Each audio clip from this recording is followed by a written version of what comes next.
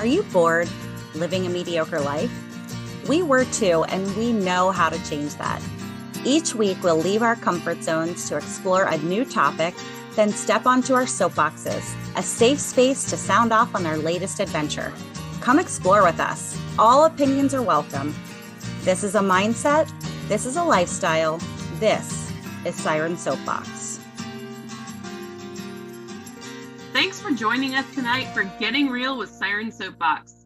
It's like a book club, but with movies. And we add a Siren Soapbox twist and have a movie theme challenge. If you like what you're listening to, join the Facebook group by the same name, Getting Real, REEL, with Siren Soapbox. There you can vote on the latest movie, see all the posts, and join in on the conversation. Before we get started, we want to share a few things about Siren Soapbox. We are a podcast on a mission to experience life outside our comfort zone because we believe in exploring new territory, we begin to uncover what truly makes us happy. We have some fun episodes coming up, like learning another language with the app Duolingo, diving into another culture's cuisine with Eat to Explore, and so much more. We're changing up our format so we can take you, our fellow explorer, along the journey with us.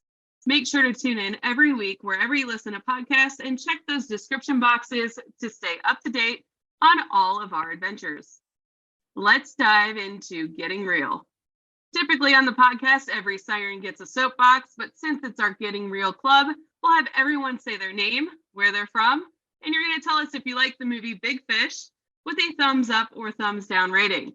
When you're finished, pass it off to the next person on your screen who hasn't introduced themselves yet. I'll go first. Hey guys, my name is Siren LC Aquatail. I'm from the Loveland, Ohio area, and I give this movie 2 big thumbs up.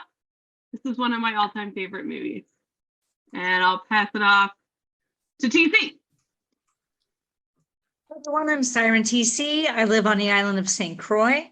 And I give this movie a mostly thumbs up. Like a 3/4 up. Like a 10 o'clock? Yeah. Yeah, I guess 9 o'clock would be 3/4, but I was going further. I'm going to give it a 10 o'clock thumbs up. Okay. It kind of adds a whole bunch of ratings. I know. Myrrh? Okay, it's me. I'm Myrrh. I am from the Cincinnati area, Redtail, and I loved this movie. I love movies that invoke some emotion, and that did this for me. So I give this movie a thumbs up. And next on my screen is Bill. Hi, I'm Bill. I am the biggest fan of Siren Soapbox and related to Siren Sarah here by marriage. And the movie is there anyone else you're related to? Yeah, just on my checking. screen, it's the lady right below where I'm pointing, my sister, Siren TC. I give the movie 2 thumbs up, actually. And I'll talk more about why later, I guess. Who are you passing it to? No, put your finger and point towards me. Oh, I'm Siren Sarah, and I am in the Northern Kentucky area. I am also related to Siren TC, obviously, which is awesome, and related to this guy. And I gave the movie 2 thumbs up. Really enjoyed it. And that leaves Brian. Hey everybody, this is Brian from Loveland. I give Loveland a shout out. I give the movie 2 enthusiastic thumbs up. I really like this movie. It's a sweet movie. It was an emotional movie. I'm glad. I don't know why I hadn't seen it before, but I really enjoyed this movie. That is awesome. So everybody liked it, except for TC's kind of. Yeah, TC, I think I know why, but I want to hear it from you. No, I want to hear it from you. I think you don't like it. I think you didn't give it a full thumbs up because someone died in the end, because it was about death. Death was like the undertone. Mm-hmm. Is that right? Yeah, it hurt my throat. I'm really curious what happens to everyone when you feel a lot of sadness. It hurts my throat when I feel sadness, and this hurt my throat. Well, I cry, and that's what happened to me. So, full disclosure, I watched this movie today, and I watched the first half of it while I was at work doing something mindless. And when I got home, and I watched the second half, and I am so glad that I did, because I got to pay closer attention to it, and I freaking bawled like a baby. I'm so glad that didn't happen at work. When I'm What sad, I happens- feel like this emptiness, like a stabbing emptiness, and then I cry like Marta said. How does everybody else feel? Yeah, well, I hear what everyone's saying. I just didn't think this movie was sad, because I thought it was inspirational at the end, because you see a connection between a father and a son. And I couldn't think of a better way to go out than the way that the father went out, surrounded by someone who finally understood him and got him. He was surrounded by him when he passed. I saw it as inspirational, not really a sad movie. I can get on board with that. I actually, while I was sitting here crying like a baby, I think that was why I was crying. It's like, that was, it felt like that was exactly what his father needed at that time, and he was able to give it to him. And that was pretty cool to see. And I think that's where the emotion was invoked. But I think think it was important for the son to do it that way too. I think it meant a lot to him to have done it that way. That was that. Mhm. I think that almost got me more emotional than the fact that the father was passing away. It was the connection that it seemed like the son finally made. Yeah, I agree with that. do you guys think that had he not gone to visit Jenny and the doctor and kind of gotten their perspective on his father, do you think that he would have softened his heart to allow himself to make that big fish story at the end? I don't know. So part of the reason your question kind of leads to part of the reason I liked the movie so much. What I have noticed over my life, and it's become increasingly clear maybe over the past decade, I guess, probably because I've just paid attention and started to figure it out. People observe things through their own lens and from their own viewpoint, and they will take something different from an experience, even if they're standing right next to you when it happens. I'll give you a couple of examples. So as I said in the introduction, Siren TC is my sister, and we are very close. We've experienced a lot of things together. But when she tells a story about something that happened, oftentimes I'm thinking, I don't remember it happening like that. That's not right. And I know years and years ago, I just thought, well, she's a little nuts. Same with our other sister. Our sister Lisa will recount an event that we were all at, and it was very different from what I remember. And I believe that all of us, as I said, we experience things through our own individual lenses. Our past experience affects how we are reacting to what is happening at any given time. And then when we retell the story, it sounds different than maybe everybody else who was with you when this event happened. And this movie reminded me of that. Plus, he clearly embellished when he was telling his stories to give added flavor, which is something that I also frequently do on purpose. Sometimes I wildly embellish, and typically if somebody calls me on it, I'll say, yeah, it didn't happen that way. But I don't do it just to be lying about something. I do it to try to make it entertaining.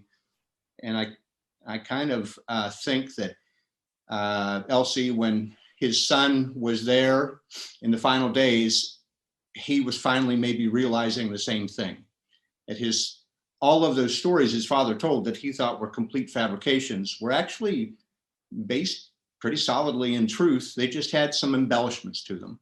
And that's part of what I really loved about the movie. So right before that happened, the doctor told him the story of his birth, the real story of his birth. And he said something like, I would have chosen the big fish in the wedding ring story personally. And I think that had he not had that conversation with the doctor, maybe he might not have been able to connect with his dad on his deathbed that way. Maybe. He still responded that he liked the doctor's story, the real story, better. I thought that was interesting. That's because he's gone his whole life believing that he doesn't, well, not his whole life. He's gone his whole adult life believing that he doesn't like his father's stories. I mean, even as a kid, when they showed that whole Boy Scout thing and all the Boy Scouts were enraptured with the story, and then they pan over to him and he's like, I don't know. My dad was definitely at least an embellisher of stories. And I was not a fan. I think some of the stuff with our dad was different from the movie, though. So yeah, I can understand. I can understand that. I'll tell you, when the movie won the vote, I was a little disappointed. I saw this movie when it first came out, and I must have been in a very different place in my life at that point, because I was very, very excited to see the movie based on the trailers and the advertisements for it.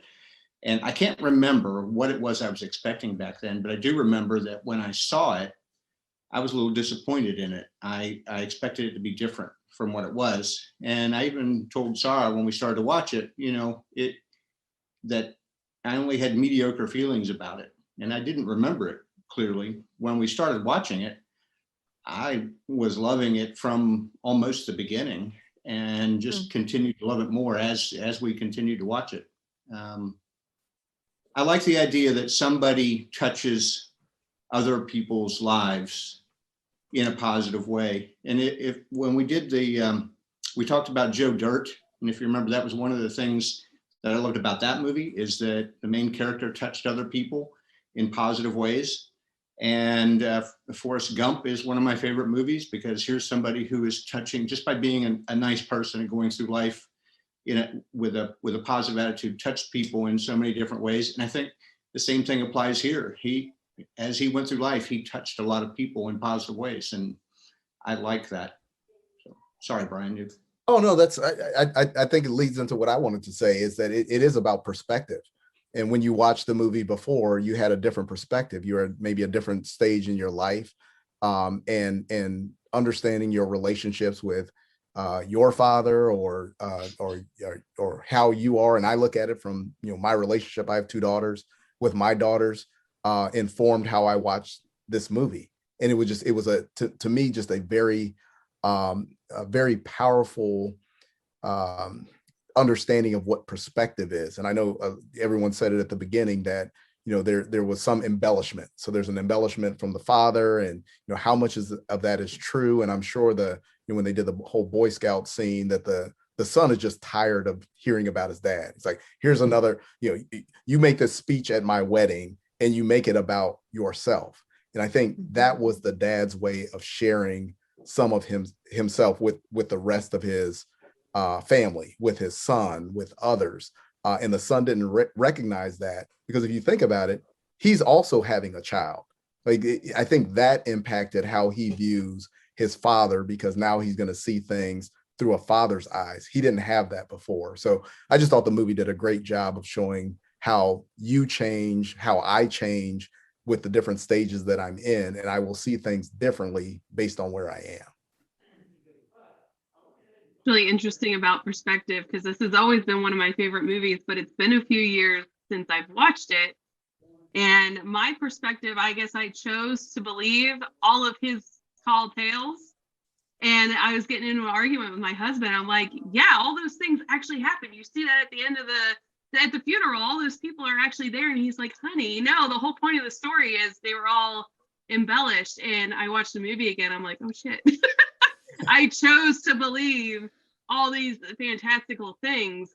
And, when I watched it again recently, I was very sad, but it was happy because he did get to connect with his father finally, right before he passed away. It was almost too late. And then when they're at the funeral and you see those little hints and glimmers of things that were true, and again, all those people that he he touched in his life. And I love that story so much. Are you I gonna found it cry? interesting, though, that he never told the story about how the Siamese twins had surgery to get separated. Right? But It just that's seems part so of what I really like close. about the movie is that the embellishments didn't really substantially change the story. So what's the difference if those two women were Siamese twins or just twins? I mean, that's a pretty fantastical difference. Well, is it though? Is it though? I mean, the point of the story is that there were these women, they needed to escape. He needed to escape. They worked together. They escaped. That's the point of the story. The idea that they were Siamese twins does make it more fantastical and maybe more interesting to retell, but it doesn't change the substance of the story, the substance of what happened. And to me, that's why I enjoyed the embellishments. And TC, I find it interesting that you didn't like the ending because it was death. My question is, was it death? The son laid his father in the river and he became the big fish.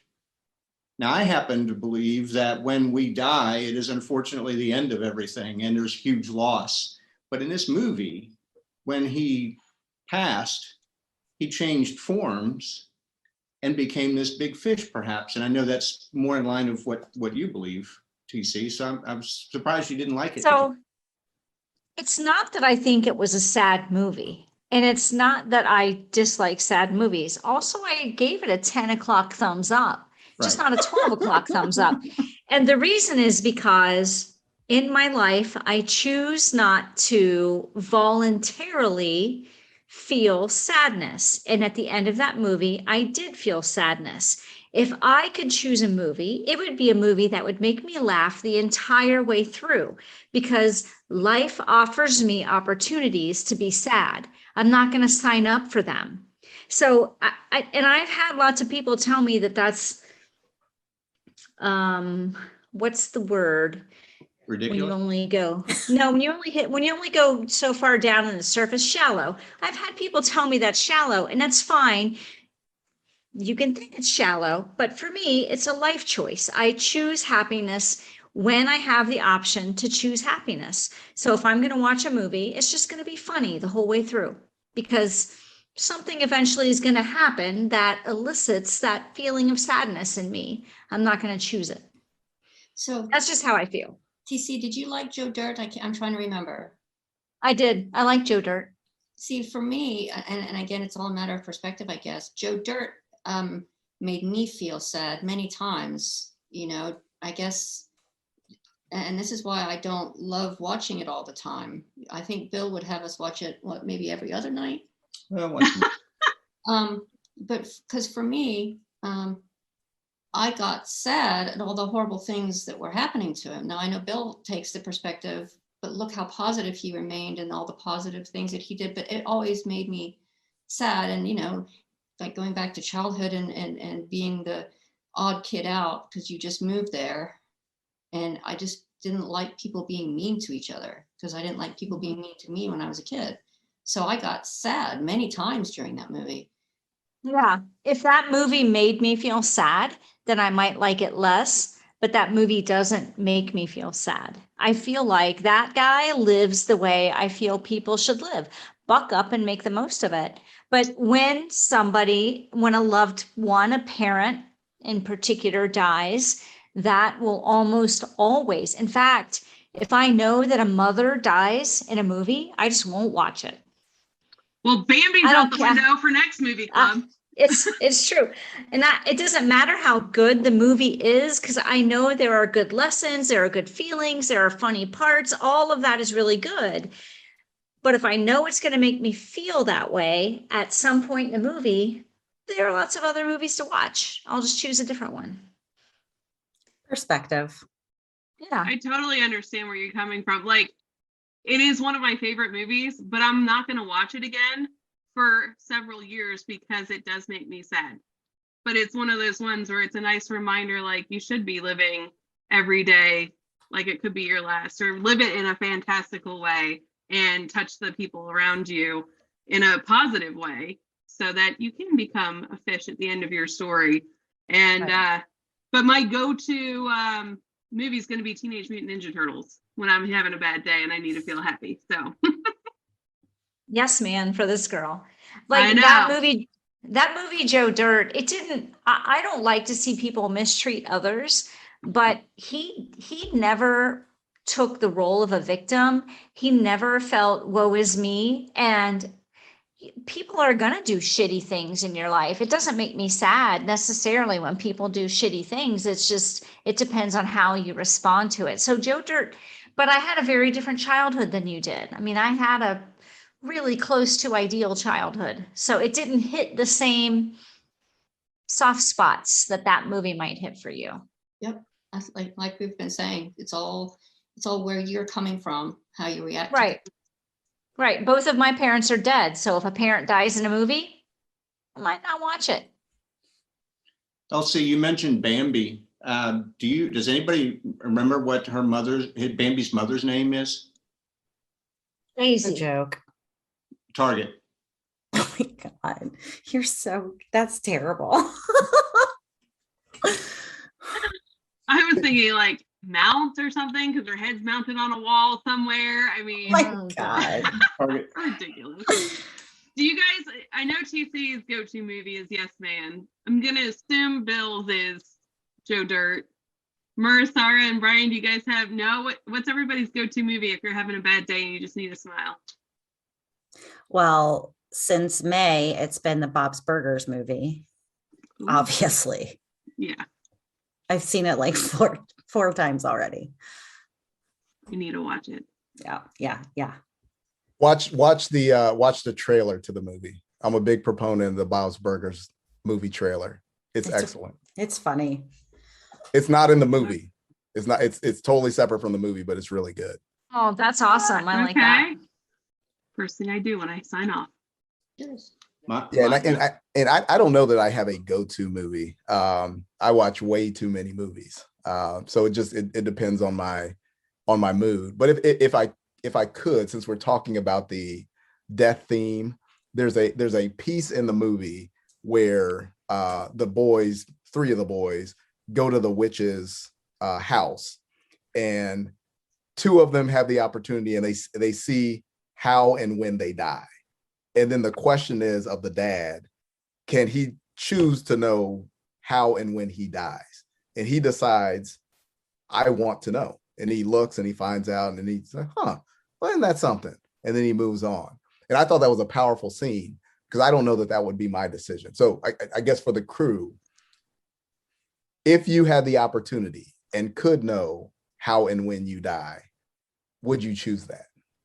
Absolutely, 100%. I don't even have a question about it. I would want to know when and how. Absolutely. I think I would. I don't think I would. I don't like it if I accidentally see the end of a book for some reason before I get there. So I don't like surprises being ruined. So I think I'd keep it as a surprise. I don't want to know. I don't want to fret about it. I don't want to. And then I feel like, oh, well, shit, I better do all that planning that we've been talking about for when that happens. And I don't want to be forced into doing that until I'm ready. So. I don't know. I don't know the answer to this question.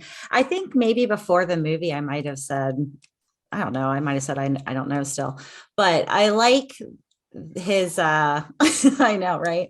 I do like his perspective on it though. He said something like, well, if I know how and when I'm going to die, then I know I can survive anything else. And I thought that was a very cool perspective on that, because I mean, how many things do we do or not do because fear is holding us back from doing it? That's right. Imagine having that knowledge that you can do whatever it is you're thinking, because it's not going to kill you. Now, you still have to worry, could it maim you? But if you know if you know the details of when you die, you know what condition you're in. But imagine being able to do anything you wanted and knowing that's not going to kill you. It's safe to do, it's awesome. Did he know all the details? So, like, for example, what if you know you're going to die flying in a plane? Then are you going to not travel? Because that would suck. If you base it off the movie, those other boys knew where they were and what they were doing with enough detail that you could determine that. And they said they knew when and where and how. If you could know that, that'd be awesome. That's an awesome power. A squirrel must have run by at that part of the movie because I don't remember that at all. And we don't have squirrels on the island. We don't have squirrels. I was gonna say, I just watched a movie, and I don't want to say which one. It was last week, and he knew how he was going to die. He didn't know when, and it gave him the courage to fight all these people. But when he found out, the guy's like, "Well, you're going to die by electricity," and he's like, "But I'm an electrician." He's like, "Well, you got to find a new job." But I don't think I would want to know. I know I'm super curious, and that would be really tempting for me, as I think it would be for a lot of people. But I don't know. I think it would give me the courage to do a lot of things, but I don't think it would change. I feel that whatever's going to happen is going to happen for a reason, and I just have to put my faith in God, and that's what I choose to believe in and not worry about all that other stuff. What about you, Brian? What about you, Brian? Yeah. You know, it's funny. So the short answer is no, I would not want to know because I'm a results oriented person. So if I found out that it was tomorrow, I wouldn't be happy about that. If I did find out that it was, you know, I'm 97 years old and I'm surrounded by family like he was, and I can understand how that's comforting. But if I see in my vision that it looks just like me and that could be next week, I'm not going to want to know that. So because the downside would be so big, I wouldn't want to take the chance. I think it's an interesting question. I don't know that I would want to know. I'm such a procrastinator. I'm such a procrastinator that I'd be like, oh, I have 15 years left to do that. I have 10 years left to do that. I have 5 years left to do that. That's what would happen. I'd end up dying even when I knew it was going to happen and not doing the shit I want to do. So I'm just going to pretend I don't know, like I don't know, and keep doing all the interesting things just in case. But then here's the question. If you do know, can you take the steps to avoid it, or are you still somehow going to end up in that situation anyway? Because that one guy still, he died on the shitter? Yeah. Yeah. It's going to happen. It's going to happen. Yeah. That's part of the equation. You can't avoid it. If it's, I don't want to be in a plane, somehow you're going to be in the plane. I mean, it's just, we know that it's going to happen. So we just have to deal with it. I think that's the toughest thing. I would live my life trying to avoid that eventuality instead of actually living my life. And I think that's that's the tough thing. Yeah. Right. That's what I would be afraid of. If I'm going to die in a plane, I don't want to know that because I want to fly all over the freaking world between now and then. And if I'm going to die in a plane next week, would I cancel? Would I try to cancel that trip? And how would I end up in a plane? Like, there just seems like there would be a lot of turmoil leading up to that. I don't want to know. I think it'd bring a tremendous peace. If I know how and when I'm going to die, then I wouldn't be trying to avoid being on the plane. If I know I'm going to die in a plane flying from here to California, I'm still going to get on the plane. But knowing what's going to happen gives me the opportunity to be prepared for it, to let people I love know that I love them. And I don't have to reveal to them why I'm saying those things. And I demonstrate that I love the people I love enough, but it would allow me to That's enough of that. Say those final things. And I'll tell you, there's a movie that I'm going to nominate at some point, so I won't tell you too much about it. But the main actor in this movie, filmed it when he had terminal cancer, and no one knew. And he would disappear for moments or periods of time when they're supposed to be filming. They weren't sure where he was. And he would be in his trailer or he'd be somewhere suffering through this pain and trying to compose himself. Black Panther? No. And trying to compose himself to come back. And he would come back and everybody knew Black Panther. Lots of folks knew. This guy, nobody knew he had cancer. He filmed this movie. He was nominated for an Oscar after filming this movie. And then he took time to write letters to his loved ones. And when the cancer progressed to where he could no longer take care of himself and he was going to be a burden, he made sure that he would not be a burden, but he left these letters, and that brought him peace, knowing, so in a way, he knew what was going to happen. He knew when and how because he planned it himself, but he was able to prepare before he went and communicate with all of his loved ones how he felt about them. And that concept to me brings a great peace of mind.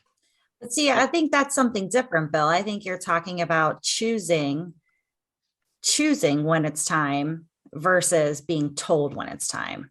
Of course, maybe it's There is kind a of difference. There is a difference, but in order for me, the ability to prepare and communicate to loved ones is the same, whether it's at his own hand or at the hand of something else. You know, we should be doing that now, though, because the Exactly. reality is all of us, that's our fate. We don't know if it's 5 years, 15 years, 50 years, but that's going to happen to all of us. So Right. the lesson should be, we should do that right now and communicate those things because we don't know if it's going to be tomorrow. I really do try to live that way. It's hard and I'm not perfect. Like a couple days ago, I was really grumpy at Dino. And then I came back and told him that I was sorry that I was grumpy. And I make a conscious effort to not ever be grumpy because I don't know what my last communication with him will be, when it will be, or what it will be. And so it's like Dad, he didn't know, he was just crossing a road. I'd rather not know. And I'd rather live my life in such a way that when it happens, my last words with people aren't, don't be such a dumbass. Just kidding. I would not say that to Dino, but I'm just saying, like, I hear what you're saying and I get it. And it's a really great concept, but I think I just want to live that way, knowing that it could be at any moment. And that's what I get from Mom and Dad, knowing that it could be any moment. and that's, you know, that's good. That works for you. I mean, if I had my wish, it would be that we all get to end our lives in the way that brings peace to us and others. So that's fine. Yeah. But just giving you my perspective on it. Yeah. If I had my wish, I'd put "Don't be a dumbass" on my tombstone. But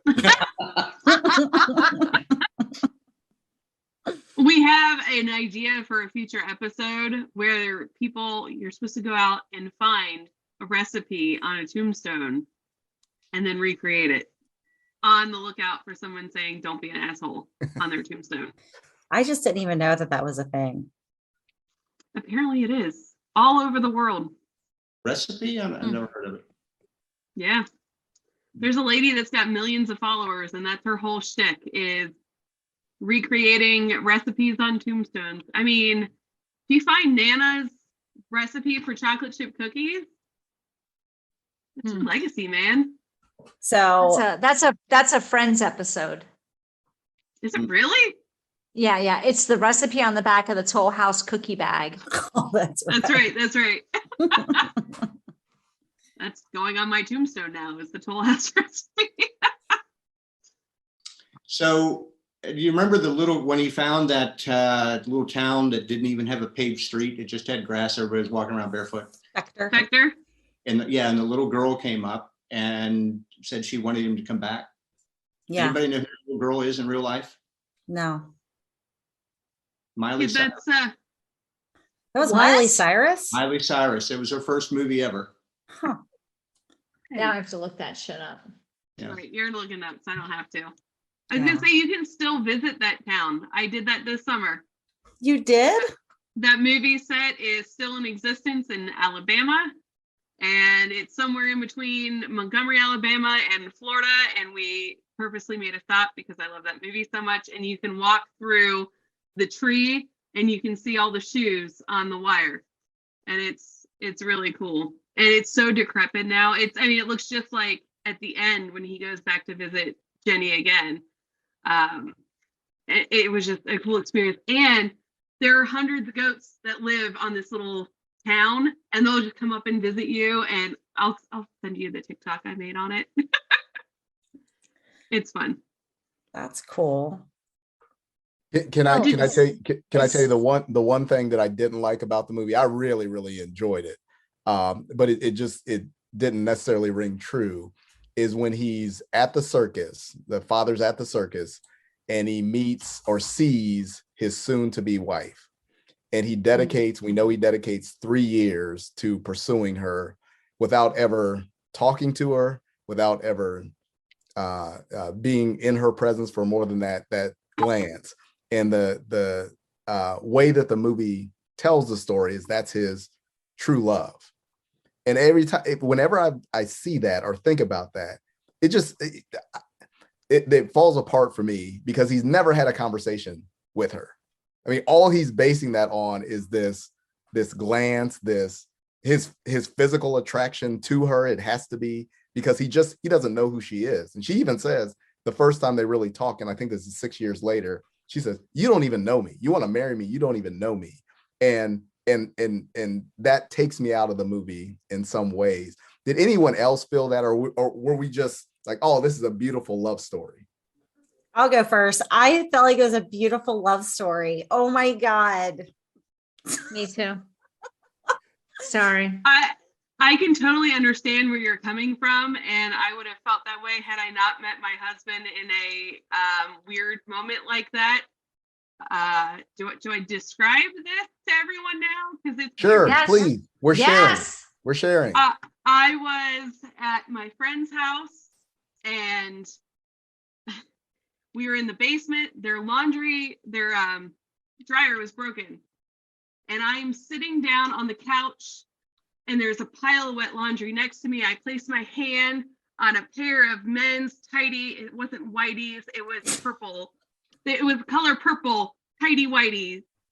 It was wet because it wasn't through the dryer. So I'm like, I throw it, and in comes in my friend Corinne and her boyfriend at the time, who's now my husband. And these purple underwear smacked my husband in the face. And that night, I knew it was December 19th, 1999. I'm like, I'm going to marry that man. And then the next time I saw him was a couple weeks later. He was on the news because he lost his brother and sister. He's going to kill me that I just told you guys the story. They're fine. They're still alive to this day, but they got lost in the woods. There's a flash flood and, whatever. And he was on the news, and I point to him on the TV. I'm like, Mom, Dad, that's the boy that I met, and I'm going to marry him someday. And I just knew. And then a year later, we finally started dating. It's not been an easy road, but we're still married. And you didn't have a conversation with him before you Never. made that declaration. Okay. All right. I'm on board then. I'm on board. I think there are just sometimes you just know. But that's just me. Ruthie is a minor character in Big Fish. She is one of Edward Bloom's friends and the only female to join the hunt for the witch's eye. She does not like it. I know that you're reading the thing that TC sent, but I am super curious about what Bill and Sarah think about that, because they are the most in love people I've ever met in my freaking life. You want to go? I don't know. I feel like I agree with Brian a little bit. I guess I'm just not sure why he didn't do other things to figure out how to find her, right? I guess because he made that deal. I just didn't, it just was confusing why he spent all that time living that life, getting a little bit of information. I mean, go find the information out some other way, but I don't know. That's fair. I didn't love that. I didn't love that part. I feel that in most cases, the concept of love at first sight is somewhat fictionalized. It's you may have an amazing attraction to someone the first time that you see them, and that may grow into a very strong love. But I don't know that I buy into the concept that as soon as you see someone, you automatically have that strength, that level of love. So I appreciate what you said about the two of us, Mur. But I can tell you, I love her more today than I did when I first fell in love with her. And I think working on a relationship and being respectful and having common goals and so forth leads to that strong love. I don't know that I really believe in the concept of having that deep, strong love at first sight, but it is a nice thought. And I think that's why it hits so many movies, because it's a nice thought. Well, I think their love grew over time as well. Like one of my favorite parts of the movie is when she gets in a bathtub with him. That's probably my favorite scene in the entire movie. Mine When too. we watched the movie, I paused it and told her the entire movie is worth watching just for this one scene. I agree. I think it was the most beautiful scene of the movie. I gotta tell you, I can remember the moment that I met Dean and the fact that I thought he was one of the best people I've ever met. And that I thought whatever woman ended up with him was a very lucky woman. And I was always half scared that it would not be me. Did I love him at first sight? I don't know that I can say I love Dean Cook at first sight, but I knew from the moment I met him, getting ready to dive on Cane Bay, that there was something different and special about that dude. I believe that happens. I definitely believe that happens. Yeah. Yeah, I actually struggled a little bit with the scene that everyone loves with the bathtub, just because I don't like to be in wet clothes. But now that I heard the story, I understand that throwing wet underwear on someone is the way to express love. So I'm all in now. I'm all in. Are you a diver, Brian? You know what? I'm not. Not yet. Yeah, I'm not yet. I'm not yet. And the reason I'm not is I looked in the witch's eyes, and apparently that's the way I go. So I'm trying to avoid it. But no, here's and I follow the Sirens. I love your episodes. You do a great job. I snorkel, and I've talked to Mur about that. I do that, but I have not gone full scuba. I may. His youngest daughter is just old enough to get certified. So we might make it a family affair. And now I understand. Purple underwear, purple tidy whities. Yeah. Purple tidy whities. There you go. That's the way to go. So to make a quick correction where LC was going, Miley Cyrus's character was Ruthie, which was with the boys when they went to visit the witch. It wasn't a little girl that he met in the town. It was the girl that was his friend who went with the boys to see the witch. Oh, But that was Miley Cyrus, and that was her first role. I can actually hear her now. I can picture her and I can hear her voice. that makes me like the movie less now. Thanks a lot, Bill. Sorry, I ruined it for you. Sorry, I ruined that for you. Just kidding. It hit me like a wrecking ball. Mur- was it love at first sight for you and Mark? You know, it's a pretty similar story to all of yours. When I met There's Mark, purple underwear there too. yeah, no, but when I met Mark, all right. So I was dating online at the time, and when I started talking to this dude, it was like the first synchronicity we had was we're both divorced. We both have our kids half the time. And we both have the same exact visitation schedule. That never happens. It's always a struggle to try to find somebody or try to find time to date someone when you're a single parent. But that was like perfect. And then he picked me up, which I never let anybody pick me up for a first date, but I felt like, I don't know, I really trusted this guy. So I let him pick me up for our first date, and we drove the same car. We both drive Volkswagen. I have a Golf Sport Wagon. He's got a Golf GTI. We had so much fun on our date that he spent the night. We didn't have sex or anything that first night, but he did spend the night. And then we went to breakfast the next morning and we both took our coffee the same way. It was just a whole lot of little things that made me feel like Synchronicity. Yeah. I did know pretty early that he was my person, but I don't think I was in love with him right away. But I think you I just had to know. say hello to that guy, Bill, finally. Just had to do it when I saw him standing over there. And, I don't know what that instant attraction was. I mean, I wouldn't call it love at first sight. because I'm not sure that I'm a huge believer in that necessarily, but I don't go and say hello to people. It's making me blush already again, thinking about how I did that. I don't go up and say hello to people. It just, I had to do it that night. And here we are. See? No. So I originally said that took me out of the movie, the whole thing, and I stand by that because they didn't have a conversation. I will say the first time that I met my wife, so we had a conversation. We met, talked for, I don't know, 30 minutes, something like that. When we left, first time I met her, when we left, I called my parents and said, I feel like I just met my wife.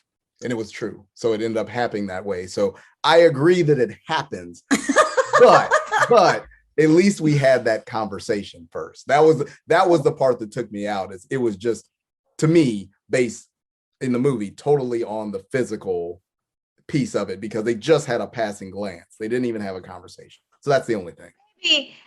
Maybe not. The thing is, he was immediately attracted to her. He hunted her down for years. They could have had that first conversation and he could have been like, dude, I just wasted 3 good years and walked away. The movie wouldn't have been as good. So it could have happened. But I think the love was built over time, and it was a nice love story. Yeah, I agree. I thought it was a very nice love story. And so one of the things that we have talked with each other about frequently is there are certain things, certain characteristics, certain habits of other people that would be an absolute no to a relationship if it was discovered. I mean, absolute hard no. There's a handful of those for both of us, and somehow, and a lot of these things are very, very common among a lot of people, and somehow neither of us had those absolute relationship breakers for the other, which I find interesting. You know, it's not as though, yeah, she has this one habit, I don't really like it, but I put up with it. You know what? Those things that I really don't like aren't there. It sounds like an episode of Seinfeld. So Sarah didn't have man hands. That's right. Sarah had man hands. She wasn't the quiet talker. So yeah, she wasn't a close talker. Yeah. Her name didn't rhyme with a female body part. Yeah. I didn't walk around the house naked doing, well, wait, never mind. Oh, never mind. That's why Bill's in love with you. Part reason, yeah. So here's another fun thing about the movie. Has anybody seen the old movie with Burt Reynolds called Deliverance? Yes. That old movie. And remember the famous scene is there's that kid on the porch playing the banjo, and they get into this like totally inbred community, and this kid, he can't speak, he can't do it, but he can play the banjo. Remember that in the movie? So that kid is in Big Fish. He's the guy that was sitting on the porch and played the intro to the dueling banjo. You just had that brief moment. I saw that. Yeah, that's the same kid. Oh, I didn't realize that. Grown up as an adult in that movie as like a little Easter egg for the movie. Yeah. It's funny. That's hilarious. Yeah. The other cool thing about this movie is it was a novel first, but somebody connected with a movie, and I don't remember who, was able to get an early copy of this novel. It had not been printed yet. And he loved it so much that he begged the movie studio to buy the rights. So it was being converted from a book to a movie before it was ever released as a book. I thought that was interesting. So did Tim Burton buy it before it became a book? No, it wasn't supposed to be Tim Burton at first. It was going to be Steven Spielberg that directed it. And then he had a conflict with another movie, and he backed out as the director, and Tim Burton stepped in as the director. In fact, the dad in the movie was at one point it was going to be Jack Nicholson, and Jack Nicholson they were going to use makeup and use him as both the young and the old character. And then that got switched as the movie was being put together as well. There's a lot of neat little things about the movie like that. I don't know that I would have liked it as much. I'm sorry. I love Jack Nicholson. I think I would have liked it still. Oh, I think he was great as the Joker, and I can't think of any other movie he's been in right now, but I don't know. It changes it. Yeah, it would. He was the dad in The Shining. Yeah. Oh yeah, that's right.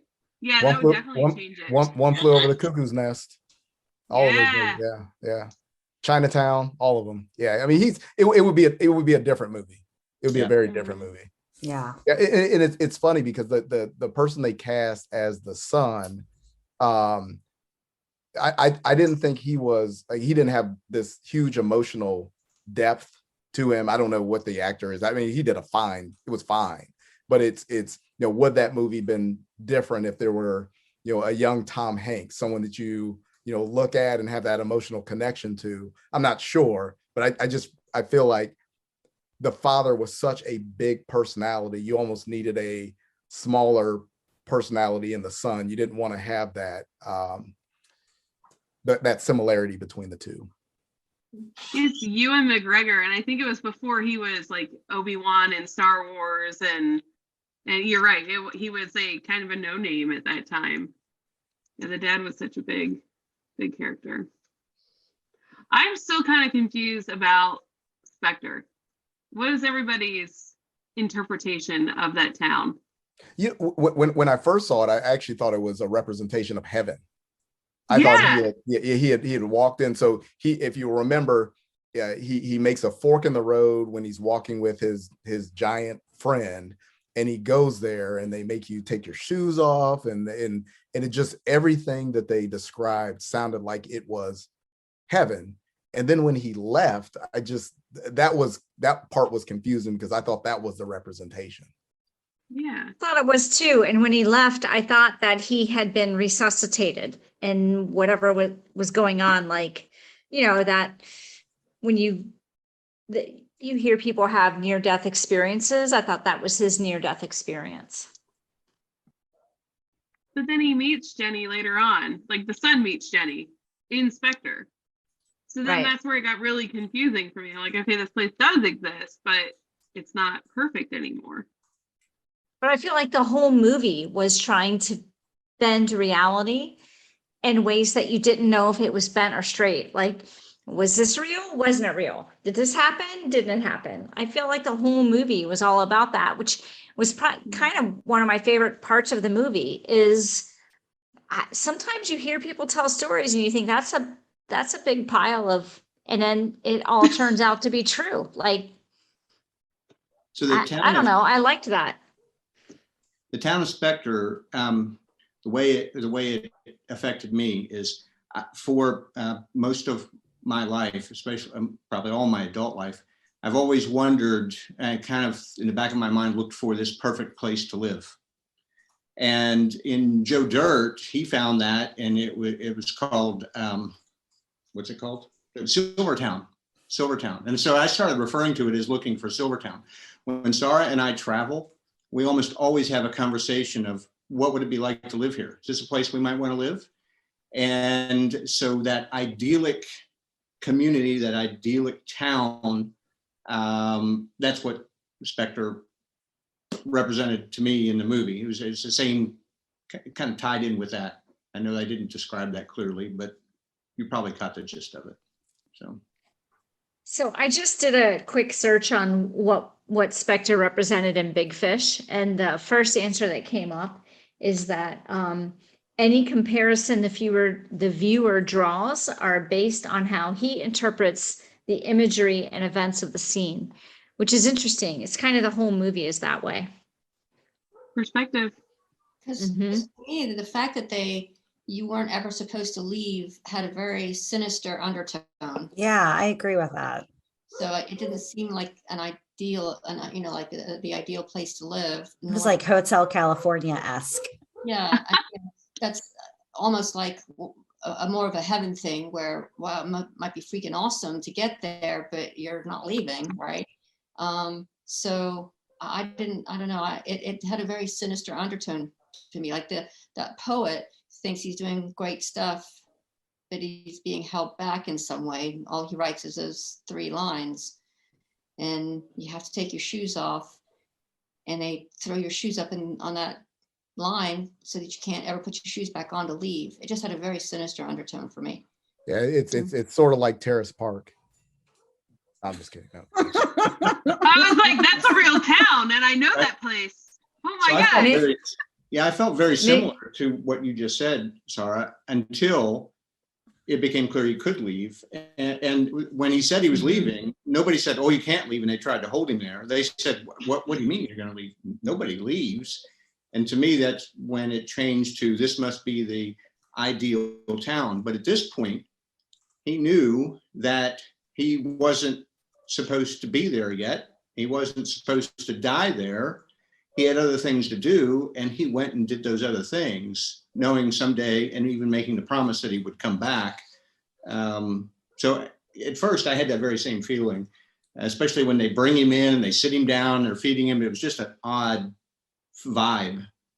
And then when he left, obviously he could leave, and just nobody thought of doing that before. So Maybe it represents a mediocrity. In what way? In what way does it?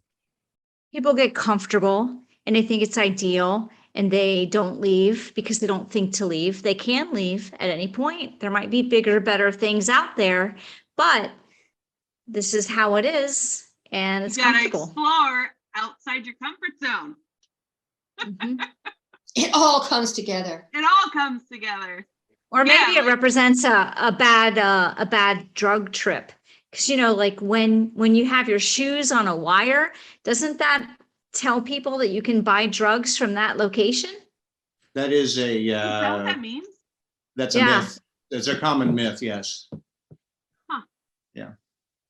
I mean, maybe it's showing the imperfections in perfection. You have this perfect little town, and he thinks that's what he wants, but it's not actually what he wants. He wants imperfections in the real world. And I guess where I got confused is he kept saying he's not supposed to be there yet, and then at the end of the movie, he is the fish in a pond and not Inspector. Well, if you remember, the first time he showed up, they said, "Oh, you're much earlier than we expected." That's And- true, yeah. And then when his son went back to talk to Jenny, she said the first time he showed up, he was too early. And the second time he showed up, he was too late. Yeah. So it was all about timing also, which I think is an interesting concept. Like, Mark is like the most amazing man I've ever met. Had I met him 6 months, a year, 2 years before I met him, I don't think I would have appreciated that about him. Same. Dino and I talk about that all the time. We're like, why couldn't we have met sooner? And we both come to conclusion that we weren't ready for each other yet. Yeah. That's deep. We've had the same conversation as well. Mhm. Yeah, timing. I don't know if it was so much complacency of the folks that are there, or at least of the character that Ian McGregor was playing at the time. When I don't know if it's that, or if he had this compulsion toward duty. He felt that there were other things that he had to do. I mean, he referred earlier in the movie, he said, he can do, I don't remember exactly how the lines went, but it was, he was too big for that small town. There were things that he needed to do, and he went out and he felt compelled to come back. And then when he saw that the town had changed, he felt compelled to do something to fix that. It seemed to me like oftentimes he was motivated by what he felt he needed to do, what he felt to, not just what he wanted, but what he should do. And he tried to help other folks. I think he was compelled to do that. So in that way, if I look at it that way, it reminds me of what is my very favorite movie. And it's difficult. I'll preface this by saying it's very difficult for me to ever say this is my favorite of anything, because I like so many things. I may say, yes, that's in my top 10. But my very, very favorite movie of all time is It's a Wonderful Life. And George Bailey, the main character in that movie, lived his life based on what he felt he was compelled to do. In fact, it even trapped him somewhat. But at the end, he did reap benefits from that. And so did many, many people in that town. And he was able to see what life for others would have been had he not lived the way that he lived. So I don't know, it's a little similar. Is that why the movie is called what it's called? Because I mean, there's a phrase, big fish, little pond. Is that where he lived? So the father was this big fish. He metaphorically turns into a fish, but that is a representation of who he was too big for Spectre. Right. So he had to leave there. But that's a manifestation of who he is as a person. Yeah, it's an interesting take. I like that. So we have approached an entire hour, I think, talking about this. Does anybody have any final thoughts before we wrap up? I feel like we could do a whole nother hour. And I also know, feel like I'm I having so understand much this movie fun. so much better. It's my favorite, but listening to everybody else and their take, I feel like I've understood it better. I sure think we talked about the movie this entire time. That's for sure. Yeah, I don't know. I think final thoughts. When I first started watching the movie, I felt like, man, this kid has like lived his entire life hearing the same story, and he's just annoyed. He's just annoyed by his dad. And I think about, like, my mom used to really annoy me, but we were good by the time she passed away. We had sort of mended all of those things that were all of those hurts. And I kind of miss being annoyed by her now. And I think that because his son was able to tell him the story of his death and he was able to make up that story for him, that was his sort of closure. And it made me happy for him that he got that. Made me happy for the dad too, because I think the dad wanted that connection, and he was able to leave this world knowing that his son fully understood him. Because I think that was hurting, because remember in the movie, they didn't talk for the 3 years or however long it was. And it looked like, because his dad loved connection, that really hurt him. Yeah. So he didn't want to pass into another world, to another life, into the afterlife, until he had that. And he ultimately had that. So he was willing then to become the big fish. I thought that was a fantastic piece. Maybe that's why he finally decided to let go, because he made that connection. Yeah, I like that a lot. And I like to think that the son left that, when he left from that river, with a changed attitude toward storytelling. That, Did anybody do the challenge? No. What was the challenge? To retell your day in a fantastical way to someone. Oh, I do that every day when I talk to Sarah. Every day. And he does it every day. Every How day. many times do I tell people you can believe about 10% of what Bill says, and it's always sprinkled in? It's not like 10% and there's probably, I mean, there's truth to everything that I say, but it is significantly embellished, oftentimes. Yeah. So. Especially if you see it on Facebook. Yeah, a lot of times on Facebook there's some shit in there. Yeah, that's true. So I got trapped in my neighborhood today because it rained all day long. We didn't have sunshine, and the gate to leave my neighborhood is solar powered. And so I got trapped. I couldn't leave. And I texted Dino, and Dino starts texting some of our friends, telling them that I am a caged animal and they should come by and throw treats to me, but don't get their fingers too close. And so then I started texting him that if Godzilla came, I'd be doomed, because I can't get out. That's But you know what? If King Kong was there, he would have lifted that gate for you and been like, "Here you go, my queen. Go ahead and live your life." And then he would have climbed the Empire State Building with you, accidentally crushed you, and dropped you to the ground. Exactly. He only accidentally crushed her, and she survived. Whoa, she survived. She's because fine. the military was going after her, so we're gonna blame them. But I guess the point, Tracy, is you embellished significantly today, and that's I think that's always a good thing. I think those little embellishments make stories more interesting. So I did escape. Yeah, one of my favorite, one of my very favorite comedians, Norm Macdonald, wrote a book a few years before he passed away, and he referred to it as a memoir. And when he went on his tour to talk about his book, he commented, he said, "This book is absolutely true. Everything in it is true. The stories the specific details of the stories may not be true, but the book itself carries absolute truth. And I think it's an interesting way of looking at things. So and if you read the book and if you know his work intimately, then you see that all of these comedy stories that he has developed over his career are woven into this book in settings that make you go, oh, so it's pretty interesting that way. So he says, they ask him when he's being interviewed, they would say, is this a true story? He said, the book itself is true. All of the stories in it aren't necessarily the truth, but the book is true. And he's trying to convey the idea that the thoughts that are left after you read this book are accurate and true, but the details, the intricate details may not be factual. And he tried to draw the distinction between the two. And I think it's an interesting thing to think about. And it kind of comes into play with this movie as well, that same thought. Sure. For sure. There's another book like that has the word yes in the title. Uh-oh. Well, while she's looking that up, do we want to put in our submissions for next quarter's movie club? When is the next one? January? Yeah, I don't know what the theme could be.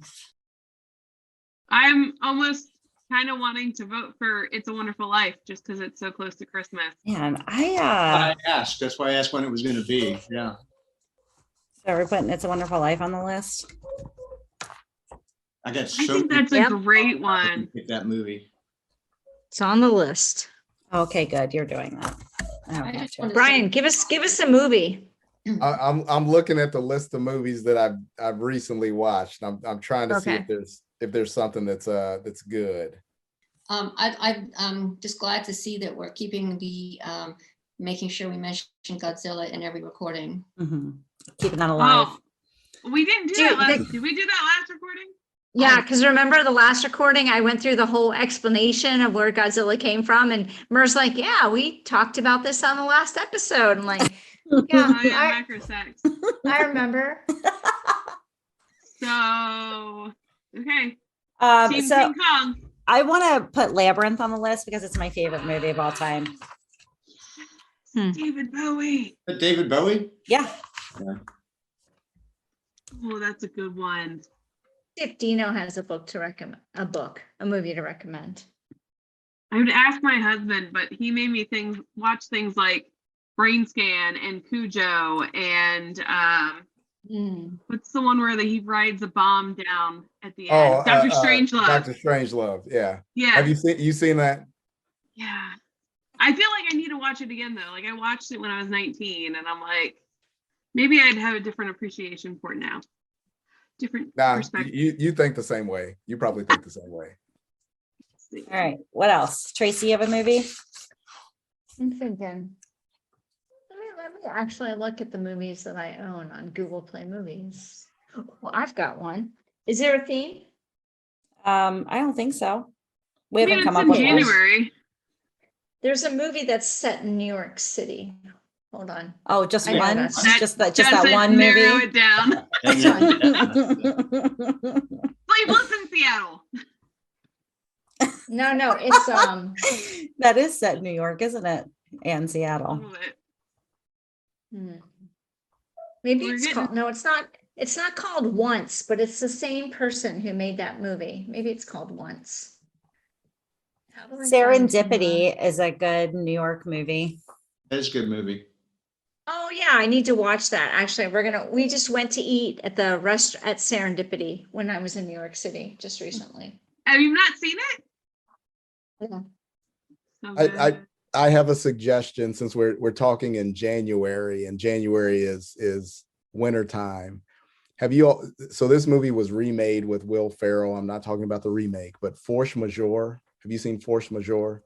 Do you know what that is? So there's an avalanche in the French Alps, and there's a family that reacts to the avalanche.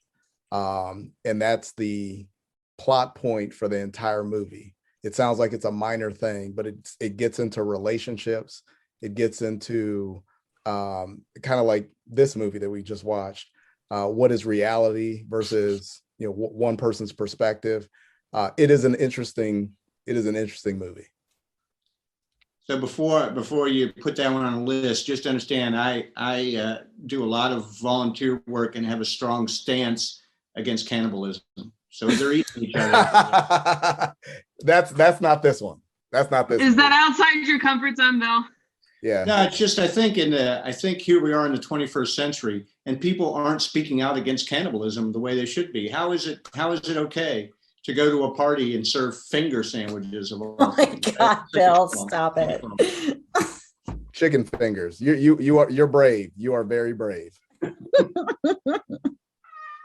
Oh, Jack just said Moulin Rouge, which is another one of my favorites. Also, you. Oh, that's a good one. And then I'm he almost also there. said Indiana Jones and the Temple of Doom, and now he's just insulting me because I think that's the best Indiana Jones film, and he disagrees. So he's just being a dick. Yeah. All right. Well, what is that? 4 movies? That's probably enough. One. I'm just coming up with the name. Give me a minute. Oh, that's right. Tracy has one she wants to do. I forgot. It's called Begin Again. Begin Again. Okay. Ooh, that's a good one for January. I know nothing about it other I than know, the other than the good. title. I'm assuming that they're going to yet again begin One more time. one more time. One more time. It's so good. I like Who's it. in it? Famous. There are famous people. Who's the girl in Love Actually? That's Keira- really Keira- pretty. I'm looking at it Yeah. now. Keira Knightley, Yeah, she's Keira in Knightley. it. Mark Ruffalo, And, yeah, he's famous. And there's a famous singer in it. Adam Levine from Maroon 5. Yes, and another famous singer. Miley Cyrus? Jared Leto. No. Tiny What's the Tim. other- Is it Tiny Tim? No. Sonny Bono? Oh, CeeLo Green. You, yes. All right. I think that's a pretty good list. Yeah, that's a good list. Yeah. That's 5. It's wait. also on Showtime, so if you want to stream it there, you can. Oh, good tip. All right, I have It's a Wonderful Life, Labyrinth, Begin Again, and what else? Force Majeure, and what else, Elsie? Moulin Moulin Rouge. Rouge. I love Um, Moulin Rouge. But not Debbie Does Dallas. No, not Debbie Does Dallas. Yeah, I'm out.